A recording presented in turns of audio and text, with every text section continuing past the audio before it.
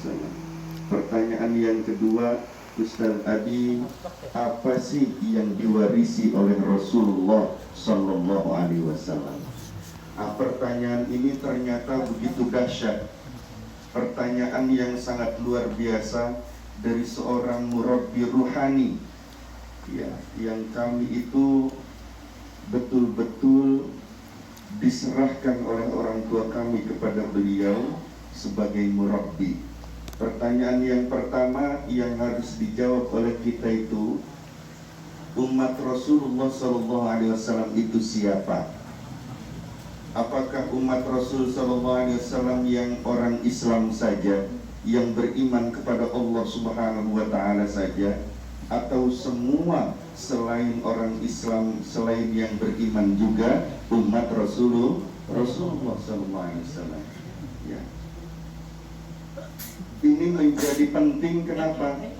Karena ternyata kalau dilihat bahwa Rasul SAW adalah rahmatan lil alamin, artinya semua selain Allah, selain Rasulullah SAW adalah umatnya Rasulullah SAW. Alam semesta itu umatnya Rasulullah SAW. Ya. Tapi perbedaannya, ada umatnya yang dari sisi penciptaan saja, namun ada juga umatnya yang sesuai dengan akidah ketauhidan Rasulullah Sallallahu Alaihi Wasallam.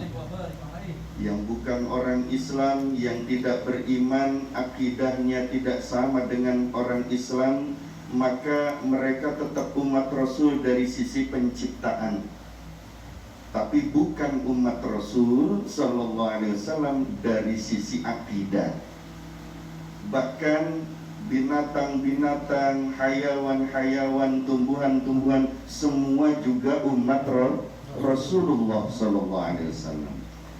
Dan orang yang menempuh jalan cinta kepada Rasulullah Sallallahu Alaihi Wasallam itu yang lebih cepat adalah dengan menjadi khadim umat Rasul Sallallahu Alaihi Wasallam, berkhidmat kepada umat Rasulullah Sallallahu Alaihi Wasallam.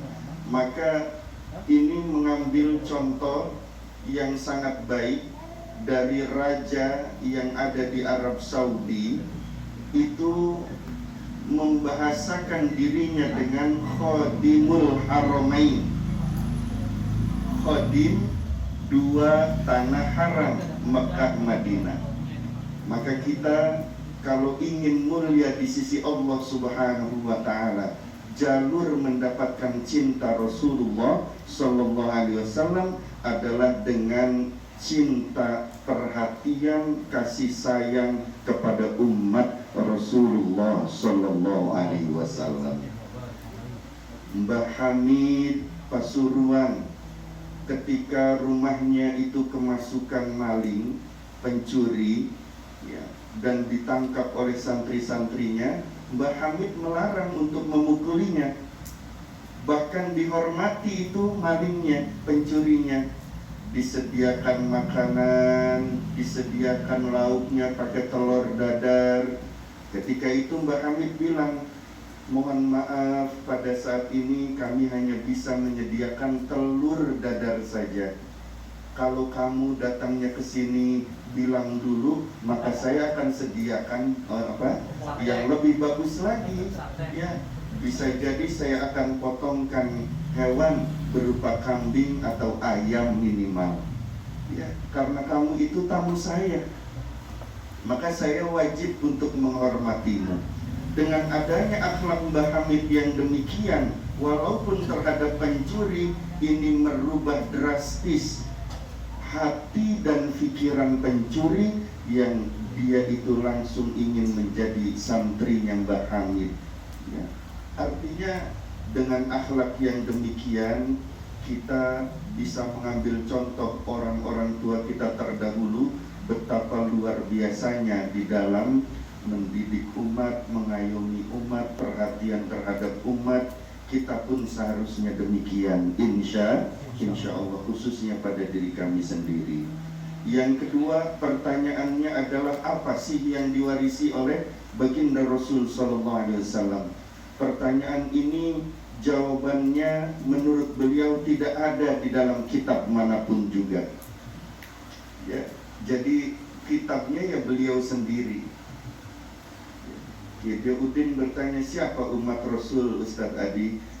Kami waktu itu menjawab umat Rasulullah yang diwarisi Rasulullah SAW ya sesuai hadis Al-Quran dan hadis Rasulullah SAW. Namun ternyata beliau sampaikan bahwasanya warisan itu bukan cuma itu. Yang disebut warisan Rasulullah SAW itu ada 4.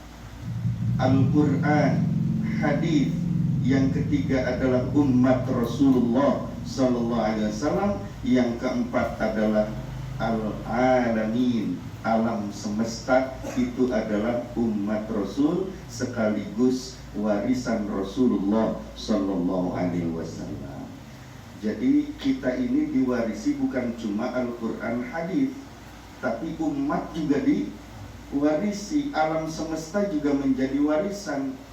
Artinya alam semesta ini bertambah tidak baik, bertambah rusak, bertambah hancur bukan karena alamnya, tapi karena pribadi manusianya yang tidak baik terhadap sesama, bahkan kepada alam semesta. Ini yang diambil dari apa yang dimaksudkan oleh Allah Subhanahu wa ta'ala mensyariatkan doa, bahwasanya setiap orang yang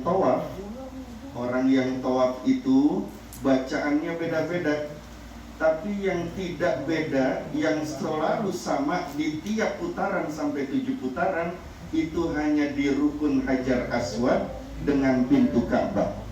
Antara rukun Hajar Aswad dengan pintu Ka'bah, doanya selalu sama. Rabbana atina fid dunya hasanah wa fil akhirati hasanah wa qina adzabannar wa adkhilnal jannata ma'al abrar. Nah, ini doa diminta semua orang yang bertakwa, dan masukkanlah kami ke dalam syurga termasuk golongan al-abrar. Siapa itu al-abrar? Yang membawa semua warisan Rasulullah SAW pada dirinya, yang dibebankan seluruh warisan Rasulullah SAW pada dirinya. Orang yang baik secara keseluruhan, vertikal baik hubungan dengan Allah, dan baik pula hubungan dengan seluruh alam semesta. Karena orang itu macam-macam, ada yang cuma baik terhadap Allahnya saja, hubungan vertikalnya bagus kepada Allah Subhanahu wa ta'ala, Qur'annya dibaca terus, marhabanan jalan terus, betul? Puasanya rajin, sholat sunnahnya banyak, belum tentu hubungan dengan alam semestanya bagus, belum tentu hubungan sosial kemasyarakatannya bagus. Nah, orang yang semacam ini disebut dengan abid. Ada orang yang hubungan sosialnya bagus, dengan alam semesta bagus, kalau disuruh gotong royong cepat dia gotong royongnya. Ya, dengan alam semesta hubungannya bagus, tapi belum tentu bagus hubungannya dengan Allah.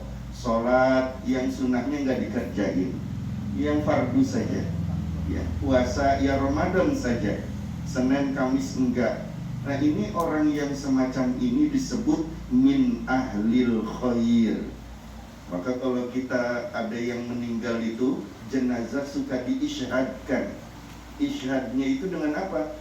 Ya, ushidukum bi anna hadzal janazah min ahlil khair. Tapi jawab sama yang hadir, khair, begitu ya. Nah, itu min ahlil khair itu. Nah, yang kita tuju pertama ini adalah derajatnya abror dulu, yang baik hubungannya dengan Allah dan baik hubungannya dengan semesta. Dikumpulkannya kita di tempat ini, dan insya Allah berlanjut tiap bulan atau berapa bulan sekali saja, Pak? Belum dimusyawarkan lagi ya. Nah, ini menjadi satu media bagi kita untuk menjadi khadimul ummah. Bagaimana cara menjadi khadimul ummah? yang diridhoi Allah membuat tersenyum Rasulullah SAW. Insya Allah. Jadi untuk permulaan itu saja, doa yang menjadi khatimul ummah yang terbaik di hadapan Allah adalah doanya Nabi Ibrahim alaihissalam.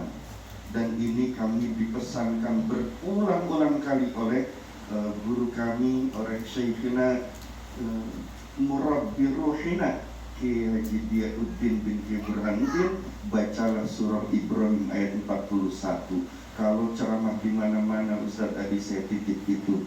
Kalau mau mengijazahkan, tolong itu dulu yang diijazahkan. Jadi mari kita kuatkan barisan dengan bersama-sama banyak membaca surah Ibrahim ayat 41. Rabbana ighfirli wa liwalidayya wa lil mu'minina yauma yaqumul hisab. Kita minta ampun buat diri kita. Kita minta ampun kepada Allah untuk kedua orang tua kita. Kita juga minta ampun kepada Allah untuk semua mukminin, mukminat, muslimin, muslimat. Kalau itu dijumlah, maka jumlahnya triliunan manusia. Karena orang yang pertama kali beriman kepada Allah dari mulai Nabi Adam alaihissalam sampai dengan yang beriman nanti terakhir kali di muka bumi ini, semuanya masuk ke dalam doa itu. Nabi Ibrahim alaihissalam dikatakan dalam kitab Tanbihul Ghafilin, salah satunya diangkat menjadi kekasih Allah subhanahu wa ta'ala adalah karena ingin terus menerus banyak kemanfaatannya untuk alam semesta. Dan Rabbil Alamin pada Rasul Sallallahu Alaihi Wasallam menjadi rahmatan lil alamin. Kalau Allah Rabbul Alamin. Kalau kita ingin dekat dengan Allah, dengan Rasulullah Sallallahu Alaihi Wasallam, memiliki hati seperti Nabi Ibrahim Alaihissalam, maka banyak-banyak membaca surah Ibrahim ayat 41. Insya Allah. Mari sebelum ditutup kita membaca surah Ibrahim ayat 41. Insya Allah semua sudah hafal para asatidz ya. Kita baca minimal 7 kali. Minimal 7 kali. A'udzu billahi minasy syaithanir rajim. Bismillahirrahmanirrahim. Rabbana ighfirli wa liwalidayya wa lil mu'minina yawma yaqumul